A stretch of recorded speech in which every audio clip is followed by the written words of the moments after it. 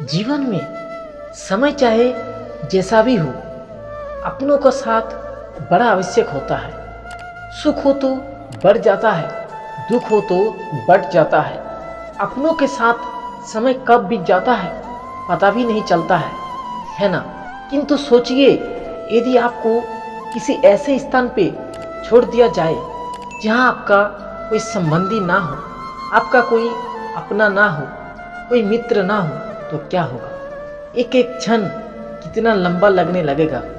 तब तक लगने लगेगा जब तक अपना नहीं बना लेते। अब प्रश्न ये उठता है कि आपका अपना कौन है? वो संबंधी जिनके साथ आप रक्त से जुड़े हैं, या वो मित्र जिनके साथ आप बालपन से पले बड़े हैं, या वो सहकर्मी जिनके साथ आप काम करते हैं?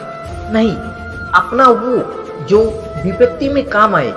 अपनों की परख समय की कसौटी पर की जाती है। स्मरण रखिएगा, अपनों के साथ समय का पता नहीं चलता, किंतु समय के साथ अपनों का पता अवश्य चलता है। कोई व्यक्ति अयोग्य नहीं होता, उसे अयोग्य बनाती है उसकी सोच। इसलिए स्वयं को जानो, जान जाओगे कि आप क्या हो। अपने अंतर्मन को जगाए। आप देखेंगे कि हम में से कई लोग इस विषाद से ग्रस्त रहते हैं कि हमें हमारी जीवन में अपेक्षित सुख सुविधा कभी प्राप्ति नहीं हुई, क्योंकि हमारा भाग्य ही नहीं है, क्योंकि हम ऐसे परिवेश में जन्मे हैं। किंतु क्या आपका जन्म आपका प्रारब्ध निश्चित करता है? कुछ सीमा तक करता है। वर्षा की बूंद जब बादलों से जन्म लेती है तो उसका प्रारब्ध होता है धारा पर गिरना, किंतु वो धारा पर कहाँ गिरती है ये निश्चित करता है कि उसका भविष्य क्या होगा। केले के पत्ते पर गिरे तो कपूर बन जाती है, सीप के मुख में गिरे तो मोती बन जाती है, विषधर पी जाए तो विष बन जाती है। बूंद एक ही है, प्रारब्ध तीन। तो प्रारब्ध हमारा जन्म नहीं है, हमारा चयन निर्धारित करता है। इसलिए अपना चयन सोच विचार करके करें। भय वो है जिसे आप नहीं जानते, जो अनजान है, और इसी कारण हमको भय लगता है कि ना जाने क्या होगा। भविष्य वह है जो अब तक घटा ही नहीं, तो जो घटा ही नहीं उसके विषय में चिंता क्यों? आपके हाथ में है वर्तमान। वर्तमान के कर्म सत्य मन से कीजिए और सोचिए ये कि अपने कर्मों को और कितनी श्रेष्ठता से किया जा सकता है। इसलिए अब विश्वास कीजिए, यदि वर्तमान के कर्मों को आप सत्य मन से करोगे तो भय स्वयं ही निकल जाएगा और भविष्य का फल अवश्य ही मीठा होगा।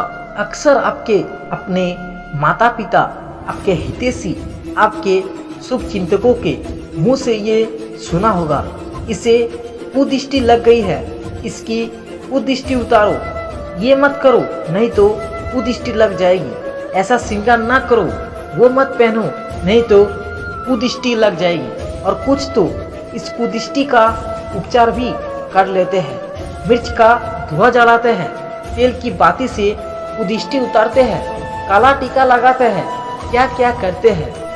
उचित है, किंतु मैं कुदृष्टि को नहीं मानता।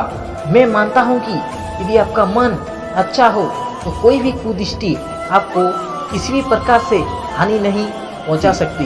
अंधिया भी केवल उन्हीं घरों में धूल भर पाती है जिन घरों की खिड़कियों के पर्दे दुर्बल होती है। बवंडर भी उन्हीं दीवारों को गिरा पाते हैं जो नींव से कमजोर होते हैं। और आपके व्यक्तित्व की नींव है आपकी सोच, आपका दृष्टिकोण। एक ही स्थिति, एक ही स्थान, एक ही घटना को आप सकारात्मक रूप में भी ले सकते हैं और नकारात्मक रूप में भी ले सकते हैं। निर्णय आपका है। प्रकाश की लो मानो आत्मा के भीतर जाकर मन में उल्लास भर देती है। ये मैंने क्या कर दिया, मैंने इसे बुझा क्यों दिया, जबकि इसी से मैं अन्य दियों को जलाया था। क्योंकि जब तक ये तीली अन्य बाकियों को जला रही है तब तक ये जल रही है, किंतु जब इसने ऐसा करना छोड़ दिया, इसे स्वयं बुझना पड़ा। समझे, जीवन भी इसी प्रकार प्रकाश देने का काम करता है। यदि जीवन में शुभ काम करोगे, परोपकार करोगे, किसी की सहायता करोगे तो जीवित रहोगे। और जिस दिन ये करना बंद कर दिया, श्वास लेने के पश्चात भी मृत शरीर के समान हो जाओगे। इसलिए जब तक श्वास है, आशारूपी प्रकाश का संचार करते रहिएगा। विश्वास कीजिए, मृत्यु के पश्चात भी अमर रहेंगे। जब से मनुष्य का जन्म हुआ है, जान पहचान का और आज के युग में तो व्यक्ति का मूल्यांकन ही इस बात से किया जाता है कि इसकी पहचान किससे है, इसकी पहचान कहाँ तक है। क्यों, आपके आसपास भी ऐसे कई लोग होंगे जो पहचान के बल पर आपके काम बना लेते हैं। ऐसे कई लोग होंगे जो पहचान से काम पा लेंगे, धन अर्जित कर लेंगे, किंतु आप तनिक सोचिए, क्या ये ठीक है? पहचान से मिला काम आपके साथ तब तक रहेगा जब तक आपके उनसे मधुर संबंध होंगे। संबंधों में खटास आई और काम निकल गया हाथ से, तो अब क्या क्या जाए? इसका उत्तर है, अपना काम पूरे मन से करो, अपना काम निश्चय से करो। क्योंकि पहचान से मिला काम अधिक समय तक नहीं टिकेगा, किंतु काम से मिली पहचान युगों युगों तक टिकेगा। संसार कई बार विनम्रता को झुकना समझ लेता है।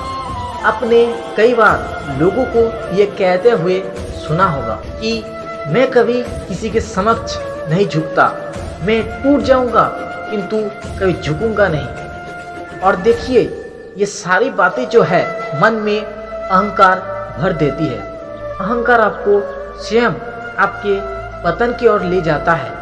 समझ जाइए एक महत्वपूर्ण बात, किसी के समक्ष झुकने का अर्थ ये नहीं कि सामने वाला व्यक्ति आपसे अधिक प्रभावशाली बन जाए।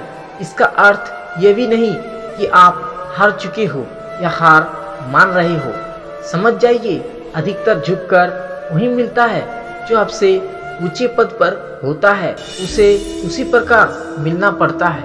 किसी के समक्ष झुकने से, विनम्र रहने से आपका कद छोटा नहीं होता। सामने वाले व्यक्ति के मन में आपके लिए आदर और प्रेम अवश्य बढ़ता है। आपका अस्तित्व विशाल अवश्य होता है। तो चयन आपका है, क्या चुनेंगे आप? मित्रों, यदि आप इसी प्रकार का वीडियो देखना पसंद करते हैं तो मेरे वीडियो को लाइक कीजिए, चैनल को सब्सक्राइब कीजिए और नोटिफिकेशन बेल को भी दबा दें। और कमेंट बॉक्स में जय श्री कृष्ण जरूर लिखिए। तब तक के लिए राधे राधे। मिलते हैं दूसरे वीडियो में।